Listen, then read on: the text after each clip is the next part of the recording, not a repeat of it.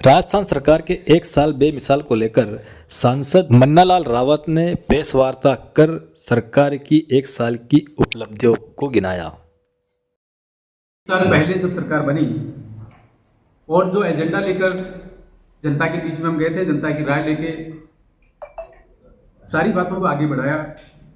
तो क्रमशः आज जब एक साल पूरा हो गया है तो हम ये कहेंगे कि ये जो एक वर्ष है उसमें परिणाम उत्कर्ष है। जो जिम्मेदारियां सरकार ने ली थी, जैसी जनता की आकांक्षाएं थी,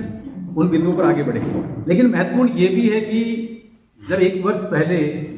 माननीय भजनलाल जी शर्मा साहब की सरकार, भारतीय जनता पार्टी की सरकार राजस्थान में आई, तब से पहले की जो परिस्थितियां थी वो बहुत ही विकट थी। युवा निराश था, उदास था। युवाओं के सपनों पर, उनके सपनों को कौन चोरी करके ले गया, ये भी महत्वपूर्ण है। पेपर सारे आउट हो रहे थे। और डेमोक्रेसी की यदि बात करें, लोकतंत्र की बात करें, तो एक मजाक में एक पत्रकार ने कहा है कि राजस्थान में डेमोक्रेसी नहीं बल्कि देव मोई कुर्सी का गेम चल रहा था। उससे जनता को निजात मिली और माननीय भजनलाल जी शर्मा साहब ने अपनी कमान संभाली। लेकिन महत्वपूर्ण ये भी है कि आज जब माननीय भजनलाल शर्मा साहब की सरकार राजस्थान में काम कर रही है, ऐतिहासिक काम कर रही है, तो ये सरकार डबल इंजन की सरकार है। एक ऐतिहासिक जनमत मिला है माननीय नरेंद्र भाई मोदी को, वो तीसरी बार प्रधानमंत्री बने। तो जो केंद्र की योजना है, केंद्र का जो विजन है, उनको राजस्थान में सुव्यवस्थित ढंग से लागू करने का काम भी माननीय भजनलाल शर्मा साहब की सरकार ने किया है। किसी राजनीतिक दल का हो, चाहे कोई भी किसी भी तरह का अपराधी हो, वो सीसीटीवी लगे हुए हैं, उसको कहीं ना कहीं पकड़ के उसको उचित कार्रवाई करेंगे। आपने दरियावर के क्षेत्र में देखा होगा, कुछ लोग उत्पात करते हैं। थोड़ा सा आगे जाके आपने देखा होगा आसपास के क्षेत्र में लोग पत्थरबाजी करते हैं। ऐसे जो तत्व हैं उनको चिन्हित करने का काम भी किया है। और अगर कोई बच गया है जो लॉ एंड ऑर्डर खराब करता है, लोगों में अलगाव पैदा करता है, या कि ऐसा कोई राजनीतिक दल जो कहीं ना कहीं तोड़ता है समाज में, और जो एंटी स्टैब्लिशमेंट सरकार के विरोध में लोगों को खड़ा करता है, युवाओं को भ्रमित करता है, उनको भी चिन्हित करते हुए, उन पर लगातार ध्यान में रखते हुए बात इसमें करेंगे। क्षेत्र में आपने देखा होगा कई ऐसे, अभी मेवात और झारखंड, वहां से घटनाएं आती हैं साइबर क्राइम को लेकर। उसका एक गिरोह है, उसका भी पर्दाफाश हुआ है, उसको लेकर कुछ और भी किए जाने की आवश्यकता है। तो मुझे लगता है जनता की भागीदारी, जिसमें एक ही सूत्र है,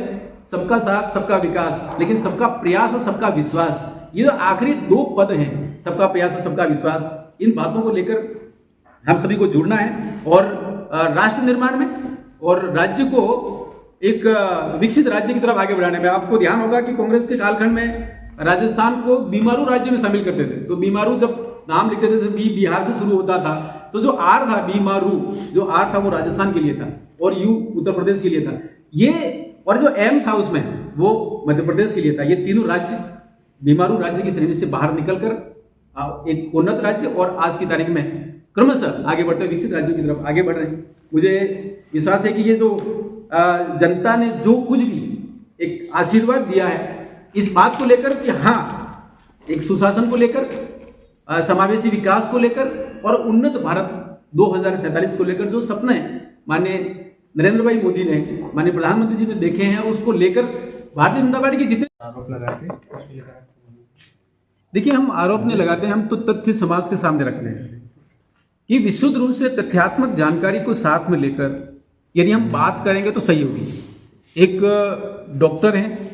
वो अपनी सेवाएं दे रहा है और वहाँ एक घटना होती है जो दुखद है, लेकिन इस घटना को आधार डॉक्टर तो इतना कर सकता है कि ईमानदार कोशिश करता है, इलाज करता है, और सामने वाले के लिए तो बकायदा भगवान का रूप है, हमारे समाज में प्रतिष्ठित भी है। लेकिन वहाँ कुछ कार्यकर्ता के जो एक राजनीतिक दल विशेष से संबंधित हैं, वो इसलिए टारगेट कर रहे हैं कि उस डॉक्टर को वहाँ से हटाना है। ये जो क्षेत्र है, इसमें एक एक कार्यकर्ता को विश्वास में लेकर अलग जगह से स्थानीय स्तर पर भारतीय जनता पार्टी की नीतियों से कोई डॉक्टर बना है, कोई शिक्षक बना है, कोई वन रक्षक बना है, कोई पुलिस में गया है, ये सारे कार्यकर्ता जो तैयार हुए हैं, जो सरकार के क्षेत्र में नौकरी कर रहे हैं लेकिन वो क्षेत्र के विकास के लिए काम कर रहे हैं, उनको टारगेट किया जा रहा है। मुझे ये बहुत गलत लगा था। मुझे लगा समाज को स्पष्ट होना चाहिए कि विकास के लिए कौन जिम्मेदार है, विकास कौन करना चाहता है, किसकी आरक्षण की नीति की वजह से यहाँ कार्यकर्ता, चाहे वो एससी का हो, चाहे एसटी का हो, चाहे जनरल का, वो सारा स्थानीय कार्यकर्ता यहाँ काम करने के लिए नौकरी में आया है। लेकिन ये जो जिस राजनीतिक दल का आप नाम ले रहे हैं, बीएपी, ये विशुद्ध रूप से कुछ लोगों के हित के लिए बात करती है। कुछ लोगों के तुष्टिकरण के लिए ही बात करते हैं, उनको दूसरा पूरा सर्व समाज, पूरा क्षेत्र का विकास ये ध्यान नहीं आता है। तो मैंने ये जो कहा था और जो लिखा है वो स्पष्टता के लिए लिखा है और तथ्यात्मक है। किसी राजनीतिक दल का हो, चाहे कोई भी किसी भी तरह का अपराधी हो,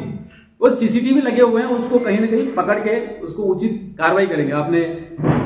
दरियावर्द के क्षेत्र में देखा होगा, कुछ लोग उत्पात करते हैं, थोड़ा सा आगे जाके आपने देखा होगा आसपास के क्षेत्र में लोग पत्थरबाजी करते हैं। ऐसे जो तत्व हैं उनको चिन्हित करने का काम भी किया है। और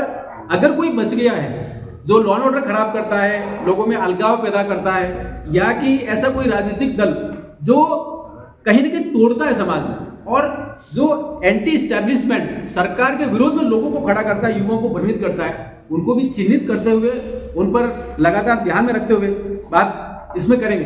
क्षेत्र में आपने देखा होगा कई ऐसे, अभी मेवात और झारखंड वहां से घटनाएं आती हैं साइबर क्राइम को लेकर, उसका एक गिरोह है, उसका भी पर्दाफाश हुआ है, उसको लेकर कुछ और भी किए जाने की आवश्यकता है। तो मुझे लगता है जनता की भागीदारी, जिसमें एक ही सूत्र है, सबका साथ सबका विकास, लेकिन सबका प्रयास और सबका विश्वास, ये जो आखिरी दो पद हैं, सबका प्रयास और सबका विश्वास, इन बातों को लेकर हम सभी को जुड़ना है और राष्ट्र निर्माण में और राज्य को एक विकसित राज्य की तरफ आगे बढ़ाने में। आपको ध्यान होगा कि कांग्रेस के कालखंड में राजस्थान को बीमारू राज्य में शामिल करते थे। तो बीमारू जब नाम लिखते थे, बी बिहार से शुरू होता था, तो जो आर था बीमारू, जो आर था वो राजस्थान के लिए था और यू उत्तर प्रदेश के लिए था, ये और जो एम था उसमें वो मध्य प्रदेश के लिए था। ये तीनों राज्य बीमारू राज्य की श्रेणी से बाहर निकलकर एक उन्नत राज्य और आज की तारीख में क्रमशः आगे बढ़ते विकसित राज्यों की तरफ आगे बढ़ रहे हैं। मुझे विश्वास है कि ये जो जनता ने जो कुछ भी एक आशीर्वाद दिया है इस बात को लेकर कि हाँ, एक सुशासन को लेकर, समावेशी विकास को लेकर और उन्नत भारत 2047 को लेकर जो सपने माननीय नरेंद्र भाई मोदी ने, माननीय प्रधानमंत्री जी ने देखे हैं, उसको लेकर भारतीय जनता पार्टी के जितने भी कार्यकर्ता हैं वो किसी भी भूमिका में हो, उन सभी को ध्यान में रखते हुए जो आशीर्वाद दिया उसकी तरफ तेजी से आगे बढ़ेंगे और शेष